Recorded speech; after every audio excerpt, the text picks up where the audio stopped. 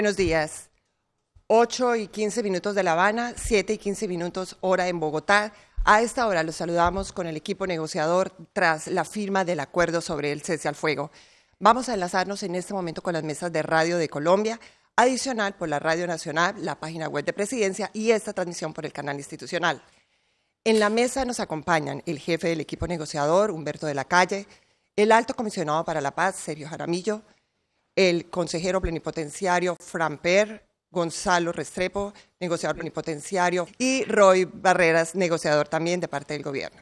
Con los buenos días y agradeciendo a través de la cadena Caracol esa buena noticia que se dio ayer para todo el país, tenemos dos preguntas. Ante la premura de lo que viene, la cercanía de ese acuerdo final, hay incertidumbre, por decirlo de alguna manera, sobre el Tribunal Especial de Paz. ¿En qué va eso? ¿Cómo va el tema de la elección de los magistrados? ¿Esa logística en qué va? Y también para el doctor Humberto de la Calle, algo más ya de tipo humano, ¿qué fue lo más difícil, si pudiera enumerar uno o dos momentos, para lograr este acuerdo? Y bueno, ya pensando en que se acerca la etapa final, ¿a qué se piensa dedicar? Bueno, la primera pregunta es un tema extraordinariamente importante. Nosotros tenemos conciencia de que la calidad de ese tribunal va a contribuir a despejar muchas de las inquietudes que tienen los colombianos en torno al tema de justicia. Lo que se ha pactado es hasta ahora dos cosas. Uno, las partes en la mesa no nombran los magistrados. Eso quiero reiterarlo de manera clara. Nosotros ni las FARC nombramos magistrados. En segundo lugar, están pactadas las condiciones de conocimiento, profesionalismo, rectitud moral, experiencia, que implican que esos magistrados tendrán el más alto nivel de requisitos y exigencias que existe hoy en la legislación colombiana.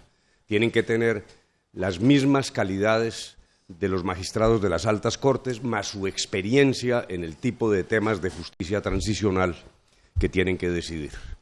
Y además, amplio conocimiento, reputación, autonomía e independencia. Ahora bien, el método para escogerlos implica que vamos a apelar a instituciones y organismos intachables, de amplísima reputación mundial. Y ya en ese camino hemos recorrido acuerdos en la mesa para escoger esos panelistas, esas personas que van a promover el nombramiento. Yo pienso que estamos muy cerca de poder anunciar también esa buena noticia. Es un punto en el que estamos trabajando, pero lo que queremos ahora es brindar la certidumbre a los colombianos de que ese tribunal será impecable y tendrá la misión muy seria de aplicar el sistema de justicia transicional que hace parte del punto de víctimas y que ya ha sido conocido por los colombianos. No, pues duro ha sido todo, ¿no? Eso realmente no hay día fácil. Momentos críticos, luego oleadas de optimismo que 2 días después se frustran un poco. Yo pienso que no ha sido un trabajo fácil, pero también tiene alegrías, y particularmente la de ayer, porque creo que lo que se anunció ayer es un acuerdo fundamental que va a producir mayor seguridad para los colombianos, terminación de la confrontación militar, terminación de las hostilidades, es decir, extorsión, minería ilegal, narcotráfico, dejación clara y nítida de las armas en manos de Naciones Unidas. Naciones Unidas dispondrá de esas armas según sus propias decisiones y estándares. Luego, realmente, lo que pasó ayer es un evento extraordinariamente importante. Ya los colombianos sabemos que 180 días después de la firma del acuerdo final no habrá armas en poder de las FARC, y las FARC darán el paso de ingresar a la vida política, que es justamente el propósito central de estas conversaciones. Y también, no es menos importante, recordar que ayer resolvimos en la mesa el problema de la refrendación. Ambas partes hemos decidido acoger la decisión de la Corte Constitucional. Desde el punto de vista del gobierno eso es obvio, pues el gobierno naturalmente tiene que aceptarlo, pero lo que es realmente importante, y quiero llamar a los colombianos su atención sobre esto, una guerrilla en armas decide acatar una decisión judicial en Colombia, de un organismo de la alta reputación de la Corte Constitucional. Una guerrilla en armas en proceso de dejarlas acoge decisiones de una corte en Colombia. Yo creo que eso es extraordinariamente trascendental. Pero bueno, la noticia en todo caso hoy es estupenda. Muchas gracias. Señores negociadores, estamos en directo para Blue Radio para toda Colombia. 2 preguntas. La primera, ¿qué va a pasar con los gobernadores y los alcaldes del país? Porque hoy, según está diciendo el ministro de la Defensa, se están adelantando notificaciones y se está contando a los mandatarios locales en dónde van a quedar ubicadas las zonas veredales y en dónde van a estar los 8 campamentos, 23 zonas veredales y 8 campamentos. Y hay algunas voces de algunos mandatarios locales que dicen que a ellos no se les dijo nada y que ellos hubieran preferido tener algún tipo de enlace con el gobierno, incluso algunos podrían estar en desacuerdo con esa situación. ¿Cómo se va a manejar ese punto? Y algo más, una segunda pregunta sería frente al tema de los desmovilizados de las FARC una vez entreguen las armas. Seguramente este punto aún está en discusión, pero quisiera preguntarles si ya se ha hablado del estipendio o de la forma en la que ellos estarían en las zonas de concentración, cómo vivirían, quién respondería por la salud, por su alimentación. Es un tema logístico, pero que también es importante para conocer para los colombianos. Muchas gracias. Le voy a pedir a Sergio Jaramillo que responda a la segunda pregunta y le adelanto la primera. Hay, en primer lugar, una afirmación que voy a hacer de tipo político. En este momento el gobierno está, como usted lo señala, entrando en contacto con gobernadores y alcaldes para el propósito de fijar esas zonas, que reitero 2 cosas, son fracciones municipales, ni siquiera es un municipio completo, son veredas dentro de un municipio, algunas veces incluso menos que una vereda cuando se trate de una vereda muy grande, y son eminentemente temporales. No van a durar más de 6 meses. Luego, este es un tránsito temporal con un propósito de la dejación de armas. En este momento estamos en el proceso de fijar esas veredas, para lo cual hay una intensa coordinación con el Ministerio de Defensa en función de unas características que han sido prefijadas para que esta decisión sea la más acertada posible. Por su lado, el señor ministro del Interior, como usted lo ha dicho, en efecto, está entrando en contacto con las autoridades respectivas para que esto transcurra de una manera dialogada, razonable. Aquí no se trata de hacer un acto de arrogancia, pero desde el punto de vista jurídico sí quiero también advertir que constitucionalmente las decisiones en materia de orden público corresponden exclusivamente al presidente de la República. Repito, no estoy aquí haciendo una respuesta arrogante, no se trata de hacer imposiciones. Obviamente estamos en un proceso de escuchar a las autoridades locales, pero bajo ese esquema de temporalidad y de zonas extraordinariamente restringidas. Ayer recordábamos que en Colombia hay un poco más de 42.000 veredas, frente a las cuales estamos hablando de 22 veredas, 23 veredas y 8 puntos concretos en sitios muy alejados. Esa es la respuesta. Nosotros tenemos la seguridad de que, dado el propósito de desarme de estas zonas y la breve temporalidad y el espacio restringido de las mismas, no va a haber ningún problema con las autoridades locales. Y pronto anunciaremos, muy pronto, cuáles son esas veredas. Como 2 preguntas en la segunda pregunta, me parece, entonces. Ya lo dijo Humberto Lacalle, las zonas son absolutamente transitorias. El texto del acuerdo dice que tienen 3 propósitos fundamentales: asegurar el cumplimiento del cese del fuego, facilitar la dejación de las armas y también preparar la reincorporación de las FARC a la vida civil. De manera que hemos hablado de que en las zonas se puedan establecer centros de capacitación, de que puede haber diferentes tipos de brigadas de salud, alfabetización, etcétera, etcétera, durante ese periodo. ¿Y eso quién se va a encargar de eso? Pues el gobierno, obviamente, de acuerdo a lo que se pacte con las FARC. Pero lo más importante no es eso, lo más importante es qué es lo que ocurre después. Eso aún no está acordado, es justamente lo más importante que falta, el punto 3, la reincorporación de las FARC a la vida civil, pero sí tenemos unas discusiones avanzadas y lo que podemos decir es que esta va a ser una reincorporación distinta a lo que ocurrió en el pasado, en la medida en que se va a hacer en la misma lógica del proceso en los territorios, de manera más colectiva, promoviendo diferentes tipos de cooperativas agrícolas, que traten temas de medio ambiente, etcétera, etcétera, y de una manera que también no solamente beneficie a los hombres de las FARC, sino a las comunidades en esos territorios. Es decir, que esas inversiones que se hagan para ese apoyo a cooperativas productivas le lleguen también a la gente y la gente en los territorios pueda participar en ellas. Discúlpeme, le insisto, doctor Jaramillo. En el pasado, por ejemplo, en el proceso con los paramilitares, se les dio una mensualidad de aproximadamente 500.000 pesos durante 180 días, si no estoy mal. Y eso en parte funcionó, pero también hubo críticas en torno a lo que significaba esa figura frente a lo que realmente era la reincorporación de estos hombres y de estas mujeres a la vida civil. ¿Ese modelo se va a utilizar aquí? ¿Se les va a dar una mensualidad temporal a las FARC? ¿Eso cómo está? ¿Cómo van las discusiones? Entonces, si quiere yo le contesto eso y Frank nos puede ilustrar un poco sobre lo que ocurrió en el pasado y qué se podría hacer ahora. Primero, ese término que surgió de un lado, estipendio, eso nunca se ha utilizado entre nosotros, o un sueldo, eso, nada de eso está en consideración. Lo que es cierto es que cada miembro de las FARC que deje las armas tendrá necesariamente que tener diferentes tipos de apoyos. Entonces, lo que ha sido corriente en Colombia es que esa persona tenga la posibilidad de acceder a unos fondos para poner en marcha proyectos productivos. ¿Qué es lo que pensamos que va a ocurrir esta vez?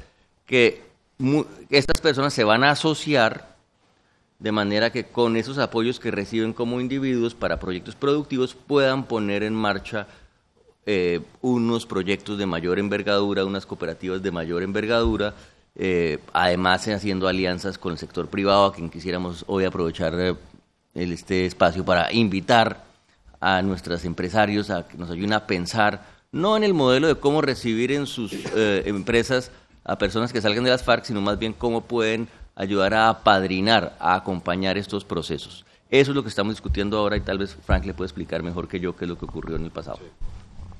Gracias, Sergio. Hay una diferencia enorme entre lo que sucedió en el proceso de reintegración de los paramilitares y lo que va a suceder ahora. La primera es que la desmovilización de los grupos paramilitares se dio entre el 2003 y el 2006. Y el programa de reintegración se montó en septiembre del 2006, más de 3 años después de la primera desmovilización. Aquí el panorama es totalmente distinto.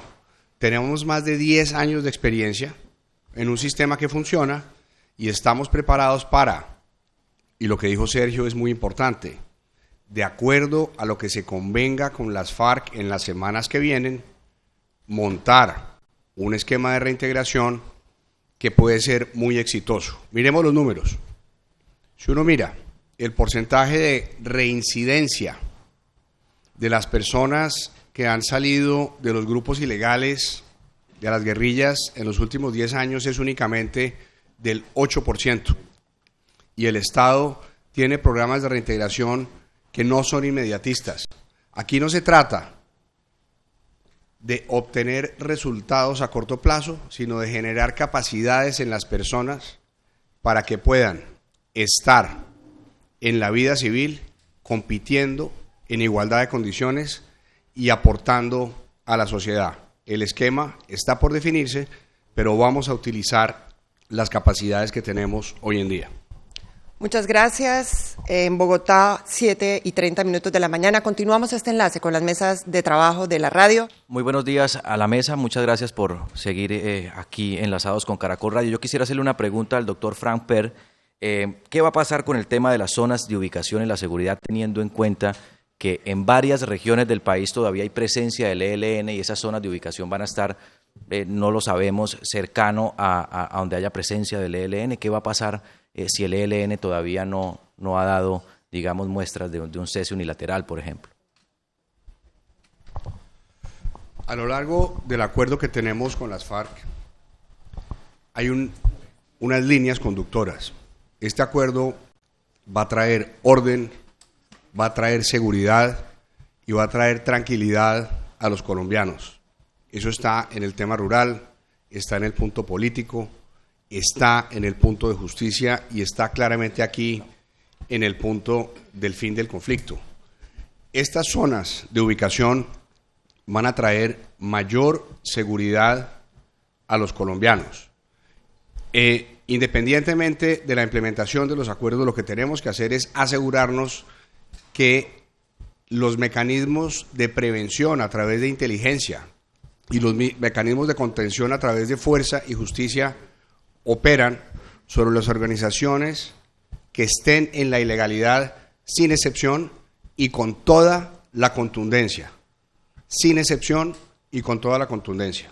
Y eso incluye, por supuesto, al ELN mientras no firme un acuerdo de paz. Muchas gracias, Frank Per. Muy buenos días a toda la delegación. 2 preguntas. La primera, el presidente dijo que la firma del acuerdo final sería en Colombia, pero por parte de las FARC, Pablo Calarcá dijo que eso, Marcos Calarcá dijo que eso todavía no estaba definido. ¿Qué va a pasar allí? ¿Se va a hacer en Colombia? ¿No? ¿Qué han hablado ustedes en la mesa? Y la segunda, hay un tema que es de la zona donde están los guerrilleros inicialmente hacia donde ellos se van a trasladar de las zonas de ubicación. Tengo entendido que ese es un corredor de seguridad que no está amparado por la ley de orden público. ¿Cómo se va a manejar esto con las Naciones Unidas para evitar algún incidente ahí de capturas, de ser dados de baja en ese corredor de seguridad? No, para quien consideren. El momento y la ubicación del lugar donde se hará la firma del acuerdo final es un proceso que está en marcha. Nosotros como delegación y en particular el propio gobierno colombiano tiene un enorme reconocimiento con la ayuda que ha brindado Cuba al proceso.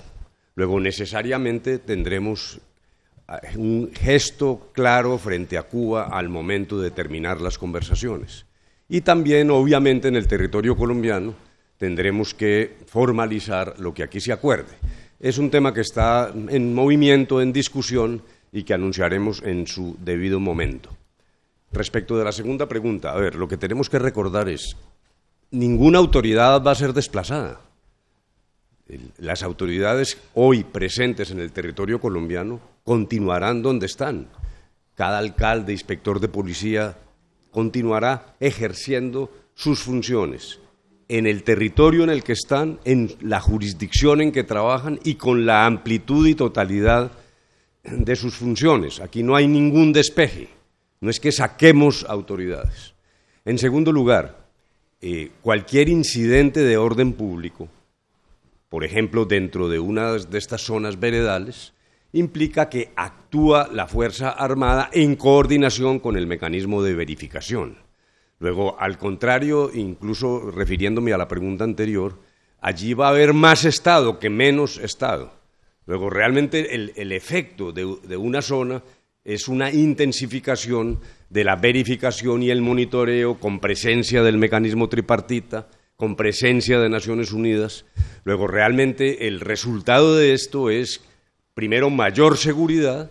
Segundo, explícitamente se dijo en el acuerdo de ayer, el Estado de Derecho seguirá funcionando sin ningún menoscabo. Y en tercer lugar, en esas zonas habrá presencia del mecanismo tripartita dirigido por Naciones Unidas, lo cual despeja todas esas dudas que algunos se han planteado. Quisiera saber, durante estos días de negociación, todos estos años y, bueno, la última parte, se dijo que estas zonas veredales ahora estarían, uno, lejos de las fronteras, lejos de lugares en donde hay narcotráfico y unas condiciones especiales. ¿Esas condiciones que se habían pactado continúan? ¿Nos puede explicar cuáles son, doctor de la Calle? Y Sergio Jaramillo, bueno, o a cualquiera que quiera decirlo en la mesa, yo creo que a la gente hay que explicarle en plastilina qué es lo que va a pasar con la vereda donde está. Porque Pedro puede tener 2 o 3 hectáreas y no tiene ni idea si allí van a llegar las FARC armadas y van a montar su cambuche, lo van a sacar de su finca. Ese lugar de quién es, quién va a responderle a él por eso y cómo lo van a cuidar. Pero, repito, no para un periodista, sino para don Pedro, el que está allá en la vereda a donde van a llegar las FARC. Gracias. Pero la pregunta empezó con un primer tema. Sí. Lo que le decía era si se mantienen esas condiciones. Sí, es correcto. Usted está bien informado. Hay un esfuerzo inmenso del Ministerio de Defensa y de las fuerzas militares para señalar unos criterios que han sido compartidos al interior del gobierno, muy exigentes sobre las características de esa zona, que es lo que nos permite entrar en discusión en la mesa con las FARC, y es lo que está ocurriendo para la precisión de las veredas. Pero en efecto se mantienen los criterios que usted ha señalado. Distancia considerable a las fronteras, en general serán zonas con muy poca población o sin población. Luego, características en términos de control, transporte, posibilidad del monitoreo. Este es un elemento esencial y muy importante. La voz de Naciones Unidas pesa mucho porque lo que necesitamos es que esas zonas puedan ser realmente verificadas.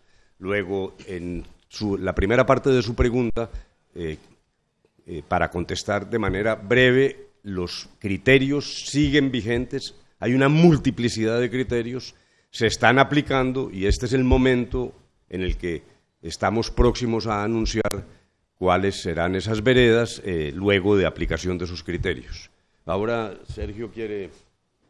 Una palabra adicional sobre esta primera pregunta, y es que justamente eso, Carlos, lo que está ocurriendo en este instante. Es decir, está sentado el equipo de la subcomisión técnica con el equipo de las FARC revisando vereda por vereda, de ahí la imposibilidad de haber hecho el anuncio el día de ayer porque no han terminado esa labor. Entonces dicen, por ejemplo, la vereda X, no, mire, es que aquí hay una infraestructura petrolera y es muy inconveniente que esta vereda fuera escogida. Ah, listo, entonces ahí no. Entonces, siguiendo esos criterios es que se está determinando el lugar.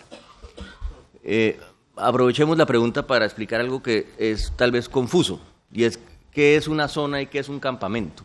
Entonces, lo que se acordó es que hay estas zonas veredales transitorias, ya se dijo, de un tamaño máximo de una vereda. Si la vereda es demasiado pequeña puede ser superior, pero lo más probable es que sea o del tamaño de la vereda o menor si la vereda es muy grande, que sea, como acaba de decir Humberto de la Calle, verificable. Es decir, estamos hablando de un área realmente limitada. Al interior de esa área, de esa zona, habrá unos campamentos, 2, 3, 4 campamentos. Los campamentos mismos van a ser campamentos muy pequeños. Un campamento es un lugar que tiene 300 metros por 300 metros. Entonces, esos campamentos no deben afectar a la población civil. Por supuesto que hay que consultar, hay que hablar con la gente a la hora de determinar los puntos precisos donde estén los campamentos. ¿Y qué ocurre con las personas que puedan estar en esas zonas si resulta que, como dijo Humberto, hay algunos habitantes finqueros?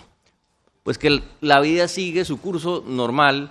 Se han hecho todos los esfuerzos para que esto no los afecte y respondiendo a la pregunta inicial de qué cosas fueron difíciles, pues fue asegurar un lenguaje en el acuerdo que le diera todas las garantías a esas personas de que las autoridades civiles seguirán ejerciendo sus funciones, de que si hay cualquier incidente puede entrar la Policía Nacional a cumplir con su deber, etcétera, etcétera. Entonces nosotros estamos tranquilos, pero también somos conscientes de que hay que salir, como dijo Carlos, a explicarle a todos los habitantes esto cómo es que va a funcionar.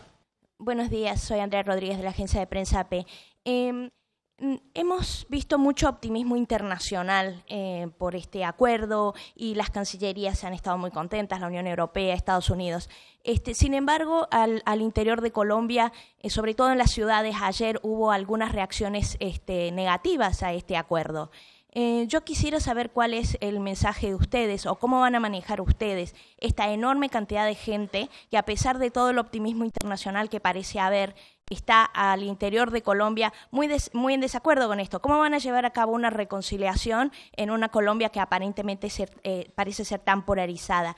Y en este sentido tengo entendido que en esta mesa hay un representante de los empresarios. Para él esta pregunta, y señor Restrepo, sería la siguiente. ¿Qué va a sacar el sector privado de todo esto, dado que la FARC históricamente han sido una suerte de adversarios, sino enemigos del sector privado? ¿Qué es lo que la FARC qué es lo que los empresarios van a sacar de este acuerdo con la FARC de este momento? Gracias. La primera parte, por favor, el senador Roy Barreras, si pudiera responder. Gracias, doctor Humberto. Bueno, lo que vimos ayer en Colombia fue exactamente lo contrario a lo que escucho en la pregunta.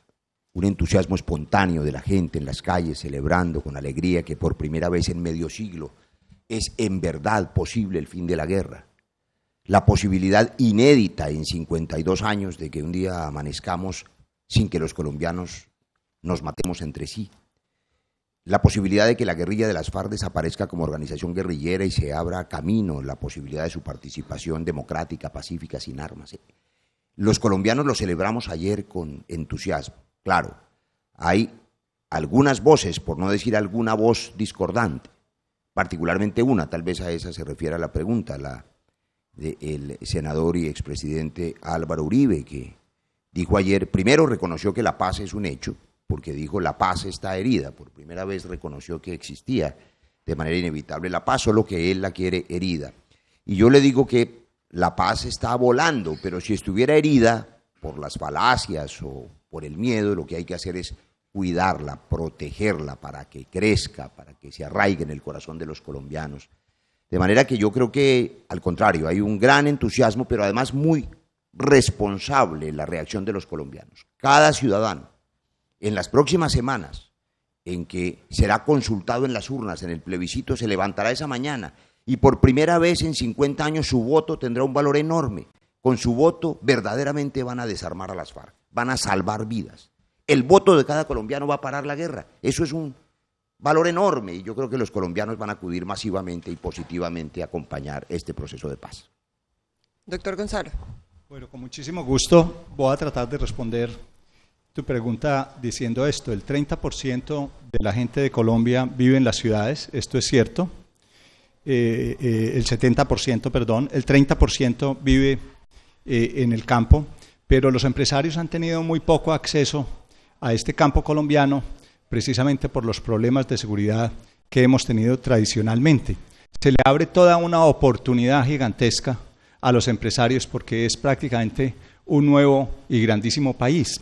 Ahora, las FARC no es que hayan considerado a los empresarios como sus enemigos, en realidad han estado en una rebelión, pero entran a participar de un sistema, pueden tener su concepción del Estado, pueden tener su concepción de la empresa, pero el hecho de pensar en asociarse, en crear sistemas cooperativos, etcétera, ya es ellos también hacerse empresarios. O sea, las FARC van a necesitar el know-how, el conocimiento de los empresarios para este tipo de asociaciones, para acceder a los mercados, para trabajar la logística, etcétera, etcétera. O sea que todo lo contrario, yo creo que las FARC van a entrar al mundo de la empresa también porque hay muchos sistemas distintos de asociarse, los empresarios descubren un mercado nuevo y Colombia como un todo se hará más rica, más próspera y más productiva. Muchas gracias, doctor Gonzalo. 1/4 para las 9 en La Habana, 1/4 para las 8 en Colombia.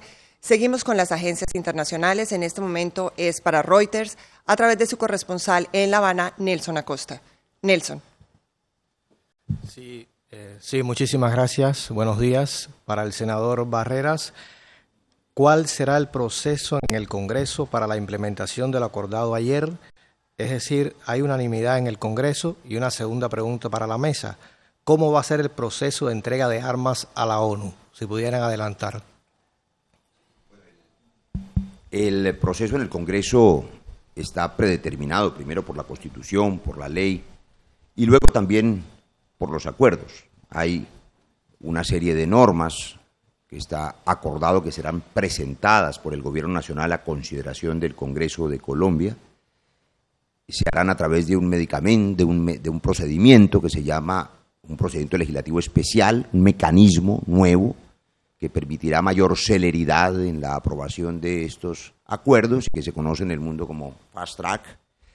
Por supuesto, en ningún congreso del mundo hay unanimidad, no sé si en el de China, pero En el nuestro, no. Sin embargo, hay clarísimas mayorías en favor de la paz.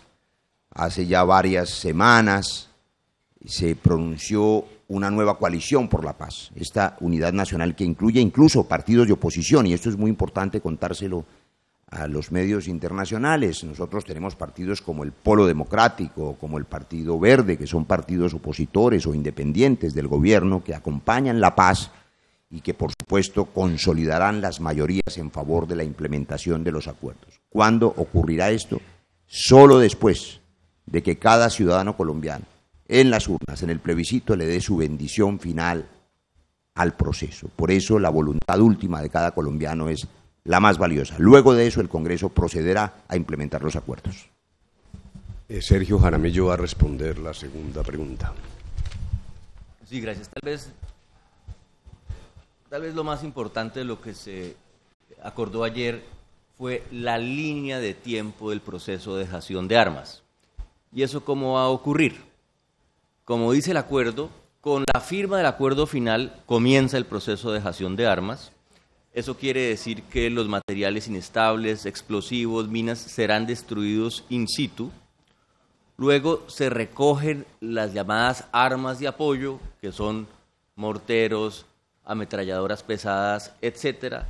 Todas esas armas de apoyo deben estar en contenedores a más tardar el día D+60 luego de la firma del acuerdo. Y luego comienzan 3 fases, una a los 90 días de la firma, una segunda a los 120 días de la firma y una tercera a los 150 días de la firma, en las cuales los miembros de las FARC individualmente le entregan sus armas a los delegados de la ONU para ponerlas en unos contenedores a los que solo tendrá acceso la ONU. Primero un 30%, después un segundo 30%, finalmente en la última fase un 40%. En ese momento la totalidad de las armas de las FARC estarán en contenedores a los que solamente tiene acceso la ONU, y entre esa última fase, día 150 al día 180, la ONU procederá a extraer esos contenedores de las zonas, de manera que las armas quedan exclusivamente en manos de las Naciones Unidas, la totalidad de las armas. ¿Y qué pasa después con esas armas? Con esas armas se acordó que se harán unos monumentos, y evidentemente para hacer unos monumentos pues hay que tomar esas armas, destruirlas, fundirlas, hacer lo que haya que hacer, y ese será el destino final de acuerdo a lo que se pacte con las FARC más adelante.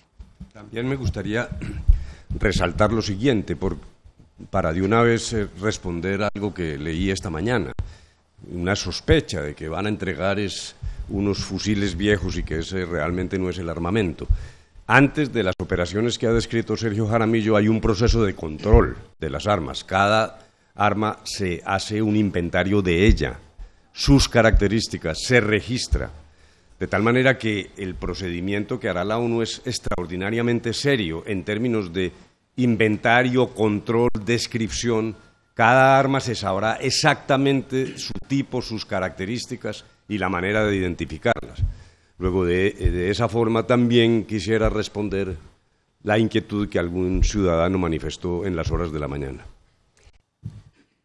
Gracias, doctor Gonzalo Restrepo. Tengo una pregunta para usted referente al tema del empresariado. ¿De qué forma va a participar este sector en la etapa del posconflicto y si se prevé quizá algún tipo de financiación o algún tipo de dinero que puedan aportar para esta etapa del posconflicto? Sí, es importante resaltar que hay 2 puntos aquí que son diferentes. Uno es cómo se van a integrar los pertenecientes a las FARC, las personas que han pertenecido a su grupo militar, y cómo se le va a ayudar a las FARC a integrarse al sistema económico. La impresión que me da a mí hasta ahora es que la FARC quiere hacer empresa, quiere estar con su gente en comunidades donde se van a asentar, y a través de estar allí quieren no solamente un pan coger, o sea, no vivir en un sitio donde van a tener unas pequeñas plantaciones para vivir de eso, sino que su aspiración es crecer tanto política como económicamente, participar de la sociedad, crecer en sus sistemas de producción, acceder a los mercados, llegar a ellos y ser competitivos en ellos. La ayuda más grande que va a dar los empresarios en esto es el know-how que tienen a través de la experiencia, el conocimiento de los mercados, porque se parte desde los mercados, no se parte de la producción. ¿Qué puedo hacer allí? Y luego, ¿a quién se lo voy a vender? No, primero hay que detectar dónde está el consumo, qué es lo que se está consumiendo y qué es lo que en esa tierra que es apropiada yo debo cultivar. Yo creo que esa es la principal ayuda que van a dar los empresarios. Por supuesto, los empresarios están dispuestos a invertir en esas regiones e inclusive a hacer sistemas asociativos con los integrantes de la FARC, como ya se han hecho, por ejemplo, en el Magdalena Medio, en la cuestión del cacao, que hoy en día por la Compañía Nacional de Chocolates en Colombia es el de mejor calidad de los productos que tiene, y precisamente han sido desarrollos hechos con ayudas de la Comunidad Económica Europea. O sea que fondos vendrán, yo estoy seguro, de distintas naciones. Las empresas están dispuestas a aportarle a este sistema y también estarán, si algunos quieren presentarse a trabajar en ellas, así como se hizo después de que los paramilitares dejaron las armas, a acogerlos en su seno para formarlos ya a aquellos que quieran ser empleados y no empresarios, no independientes. Muchas gracias, doctor Restrepo. Tengo una pregunta final para el doctor de la Calle.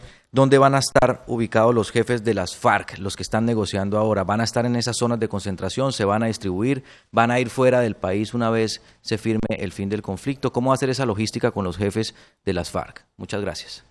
En primer lugar, recordemos que no solo los jefes, sino todos los que hayan delinquido, y la rebelión es un delito, tienen primero que afrontar su situación judicial a través de la Justicia Especial para la Paz. Y eso implica brindar verdad, ofrecer reparación, reconocer su responsabilidad, que es la única manera de obtener el tratamiento especial de justicia transicional. O sea que todos los miembros de las FARC tienen que afrontar su situación judicial en un primer lugar.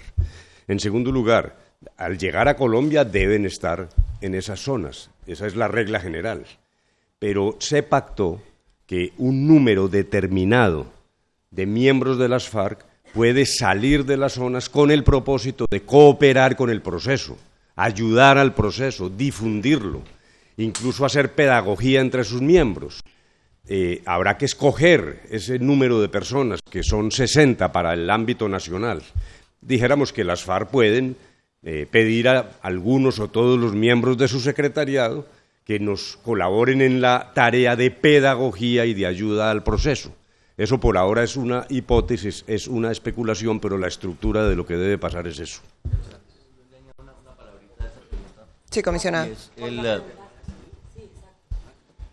Cuando terminen las negociaciones en La Habana, termina la mesa naturalmente, pero al día siguiente habrá 1000 problemas que resolver con las FARC del proceso, habrá probablemente muchas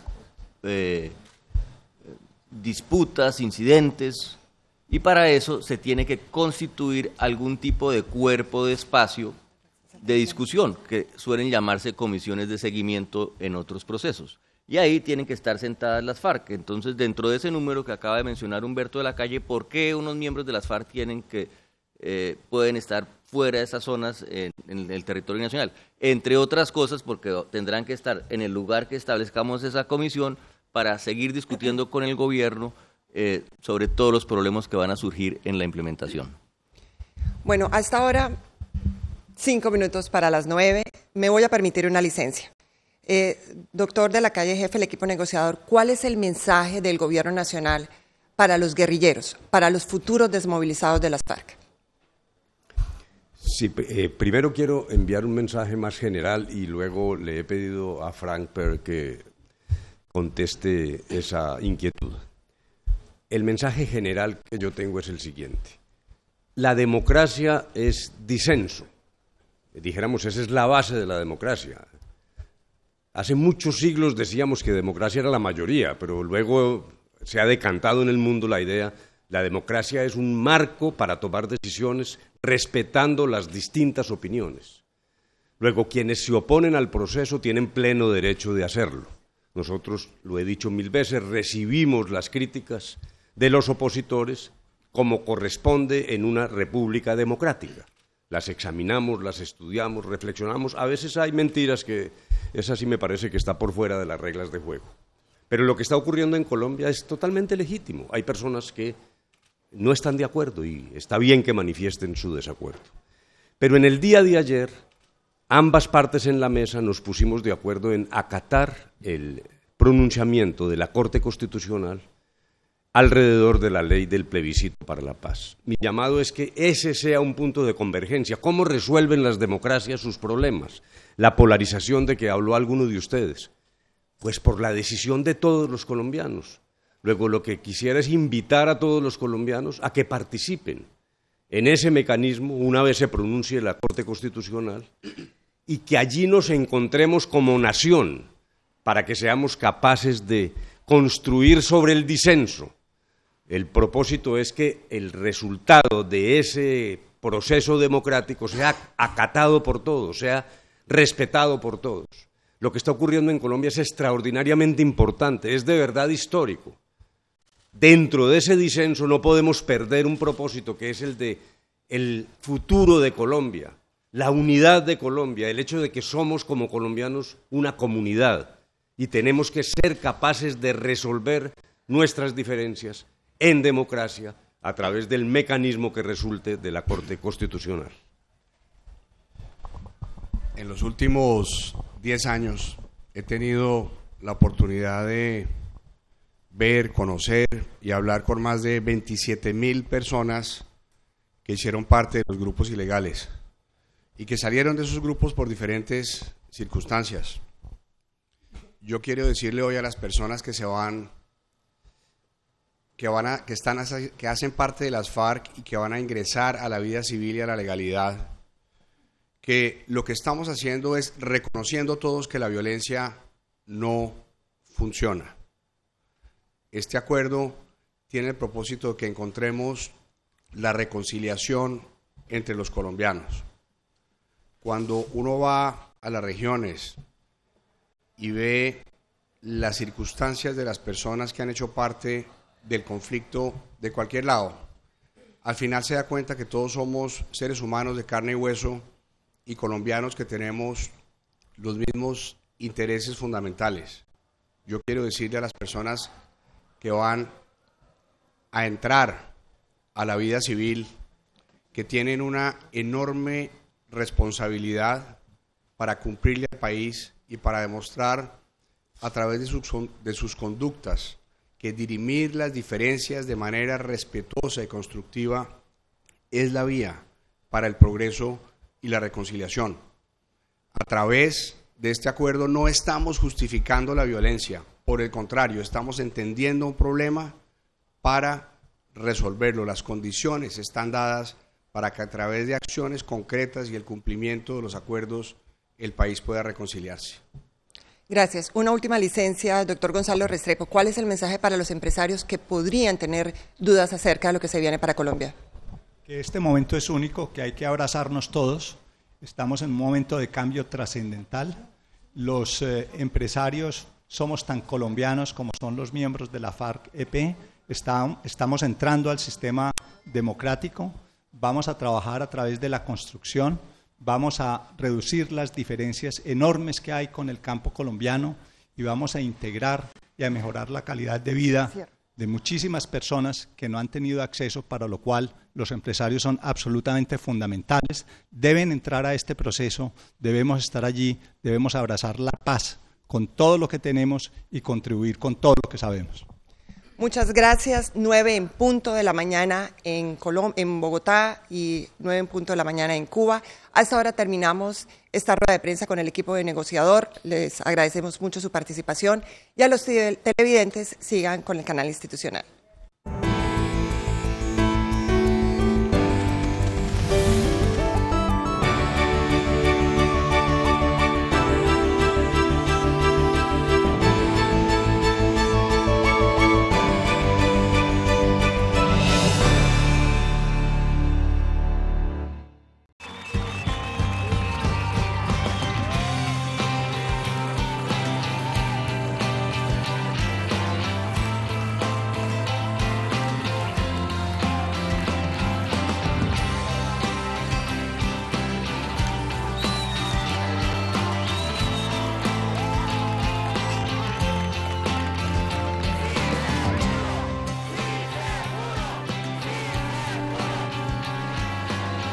que este sea el último día de la guerra.